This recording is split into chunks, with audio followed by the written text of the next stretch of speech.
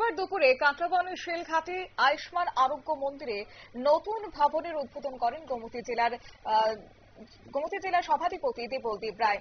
অনুষ্ঠানে উপস্থিত ছিলেন বিধায়ক জিতেন্দ্র মজুমদার, বিধায়ক অভিষেক দেবরায়, কাঁকড়াবন পঞ্চায়েত সমিতির chairperson Supriya Saha, vice chairperson Pranab Das, সমাজসেবক বিশ্বজিৎ সরকার, এছাড়াও গ্রামীণ উন্নয়ন দপ্তরের বস্তুকার সত্যজিৎ পরিয়ার সহ অন্যান্য বিশিষ্ট ব্যক্তিরা উপস্থিত ছিলেন। এই বিষয়কে কেন্দ্র করে কি জানিয়েছেন বিধায়ক অভিষেক দেবরায়, শুনুন।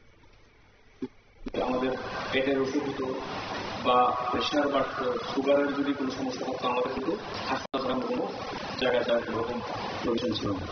বর্তমানে হেলথ ব্যবস্থাকে একবারে আন্তর্জাতিক লেভেলে নিয়ে আসছে। ভারতবর্ষে যতগুলো স্টেট আছে তার মধ্যে টপ 5 স্টেটের মধ্যে যদি আমরা ধরি, ত্রিপুরা রাজ্যের হেলথ ব্যবস্থা বা হেলথ ব্যবস্থার যে পেনিট্রেশন তার মধ্যে একটি।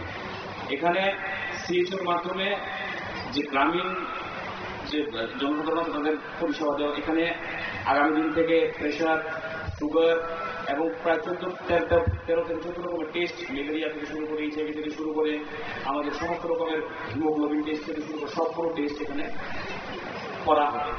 এবং যদি আমাদের জ্বর হয়, সর্দি হয় বা প্রেশারের ওষুধ, সুগারের ওষুধ, এগুলো এখান থেকে ডিসকাস করা হবে।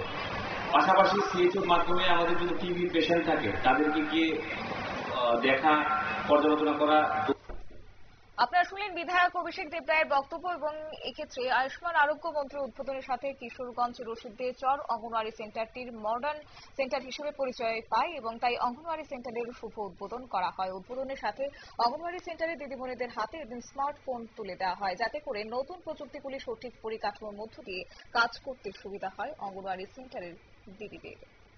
নিয়ে ছোট্ট একটি বিজ্ঞাপন বিরতির সঙ্গে থাকুন।